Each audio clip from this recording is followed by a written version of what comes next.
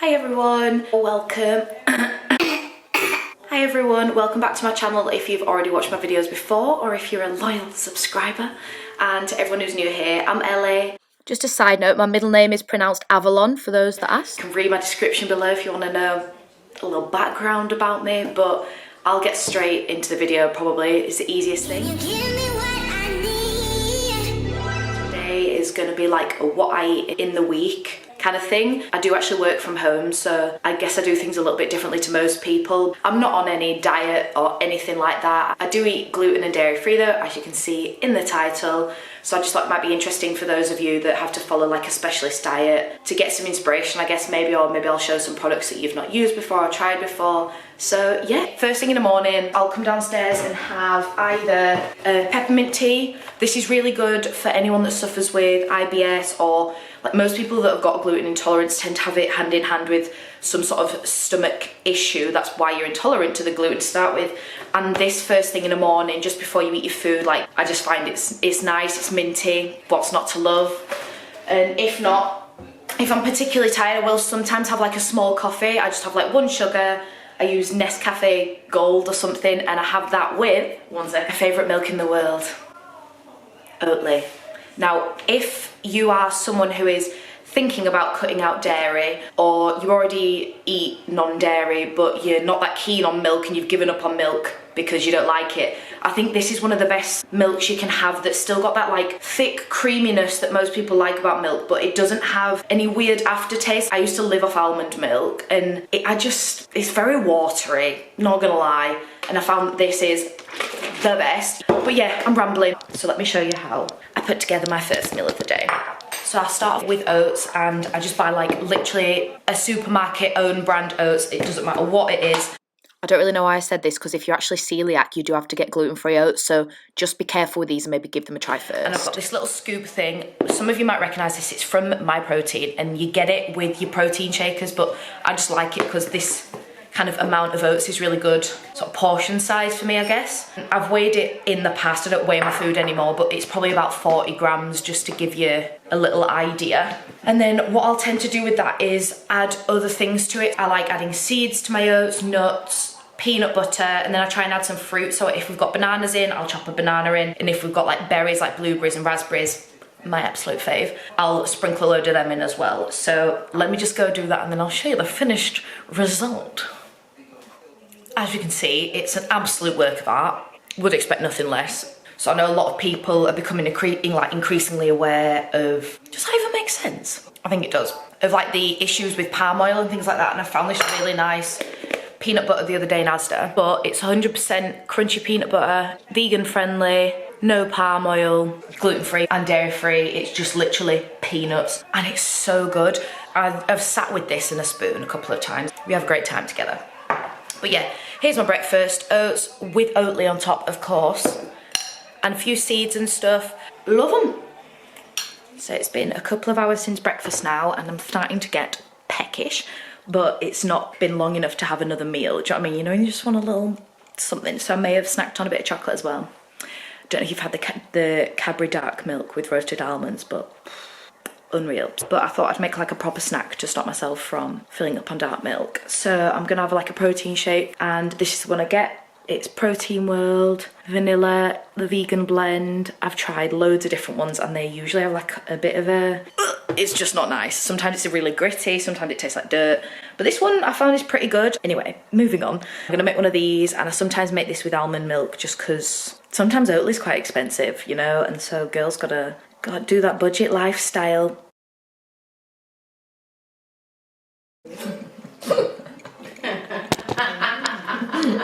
Just watching me make my protein shake, love. Cheers.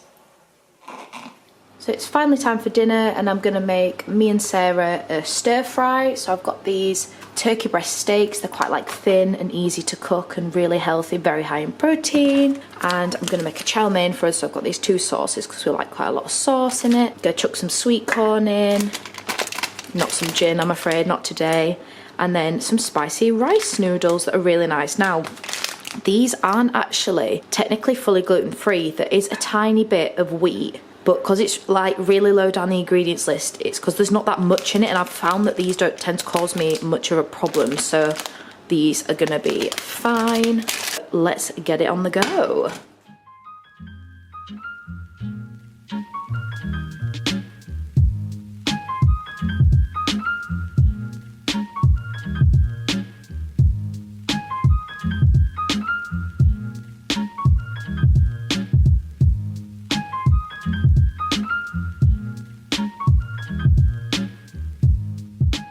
Just thought I'd show another example of what I eat as like an evening meal, just to give you more of an idea.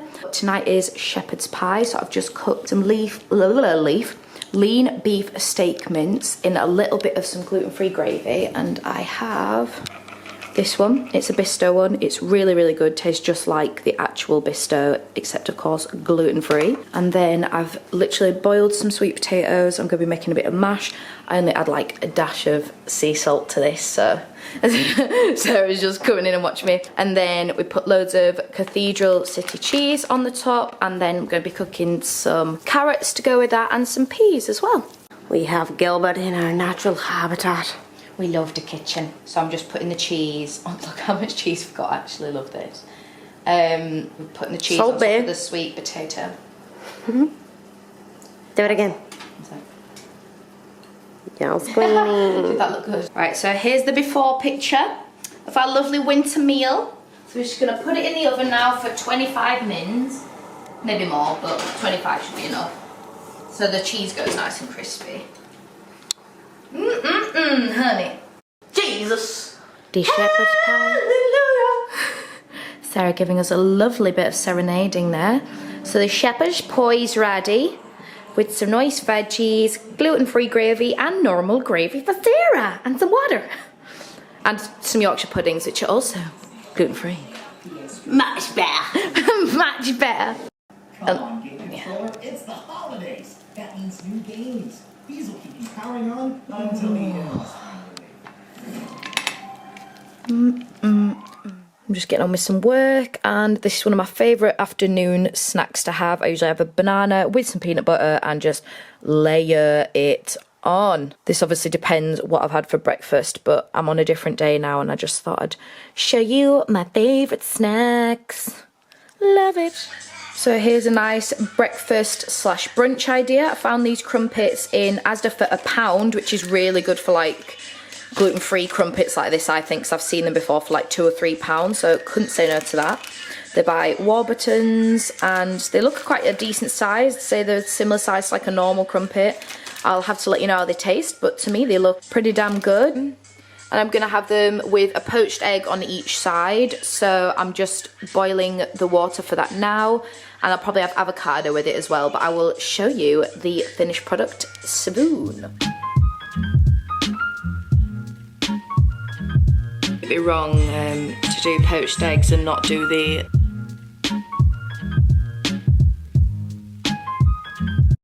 got Hunter's chicken with bacon and cheese, mushy peas and sweet potato wedges. Yum yum yum. I didn't actually have my camera while I cooked this meal, but it's just gluten-free fajitas using the old El Paso gluten-free kit, and I'll include with that. So my next purchase was this steamer, which has like 3 tiers on it, and it was only £20, well £19.99 from B&M Bargains in the UK, and it came with this little sort of like booklet sort of about the safety things and all the usual things you'd expect, but also some recipes too, which I thought was good. And here you can see it explains how long to cook different things for, so you know how long to cook your meats for, vegetables, blah blah blah, and then this peng looking chicken pork thing. Here you can see the first meal I ever made with the steamer, and it was salmon, sweet potato, carrots and spinach. You can see the carrots there, and the salmon was yet to go in because that takes the least time to cook. Same with the spinach, I left that till last as well, whereas the other two take about 20 minutes altogether, but basically it's just less washing up and all the fun. So if you ever fancy an alternative to the fish and chips, this is a good shout if you want some vitamins and a nice healthy dinner. So I'm having one of the shark gluten-free brown ciabatta rolls this morning for brekkie. They come like this, and they're just like this, and you put them in the oven for about 7 minutes, I think it is. 5 to 7 minutes. You can eat them like this, but they're a bit dry. They're nicer in the oven. And I'm gonna have half an avocado, a little bit of Lurpak, and some roast chicken slices from M&S. Here we go. Bad boy breakfast. Bad boy. And Sarah's on the alioli and it stinks of garlic. Get it, girl. Time for a snack, and these are one of my favourites. I got them from either Tesco or Sainsbury's, and they're gluten-free, of course. That's the garlic dip. With that sweet potato chips. And peri salt, of course. The holy grail. Beautiful in all its wonder.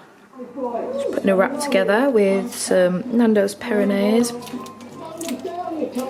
Green Giant sweet corn. I use the wraps from the fajita kit. And then for the chicken, the M&S made without wheat chicken goujons, and they do like a full chicken breast steaks as well, which I've got as well. But yeah, yum.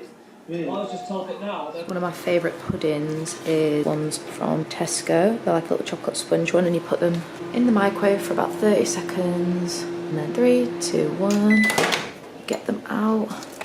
Leave it to cool for just a wee second, and then I serve it with, it's actually dairy free and gluten free, everything free. See it all here. So good. It's not really a, you know, art, it's just, look at that. What a dessert. I'd love a bit of strawberry with it as well, but we can't have everything in life. The very first thing I did was put some fries, curly fries and gluten-free chicken goujons in the oven to be cooking. Then, as you can see, I started making these cute little pancake stacks just with some gluten-free like syrup pancakes from M&S you can get that are ready-made. And then I just put some strawberries and Nutella on them. They're pretty simple to make, so I don't think you need like a step-by-step guide from me on that. The pancakes with the strawberries and Nutella, a bit of angel slice, and I've got some cupcakes and the caramelised nuts that I made with a bit of Battenberg. I also bought one of these from Aldi. It's like a mini chocolate egg thing. So I've got a little shot cup, and I've got this little gold spray thing here which I've been spraying everything with, and it just looks really pretty.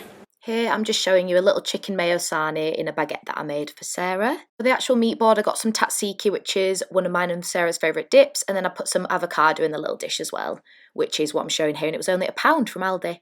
Got some smoky bacon and a tapas. If you're ever wanting to put together like an afternoon tea or one of these little meat boards, I suggest going on Pinterest because I found some really good like ideas on how to kind of style everything and make it look really nice and well put together. But next up, I had some little mini pizzas that weren't gluten-free and some garlic bread that weren't gluten-free because Sarah really likes them, so I just popped them on as well, just here on the bottom layer and also in the middle of the breadboard as well because I thought that looked really cute. I got these two little baskets for like fries and things like that, and they were from B&M Bargains in the UK. So these are pretty much done now. I'm just putting the chicken in these little pots.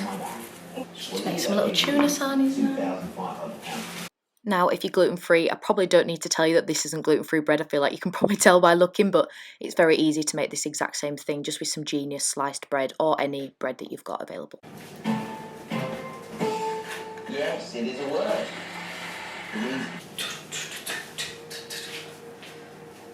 This might be quite obvious, but make sure you put some paper or something underneath the basket so that the grease doesn't go through. As you can see, I didn't do this, and I then had to clean the table for ages.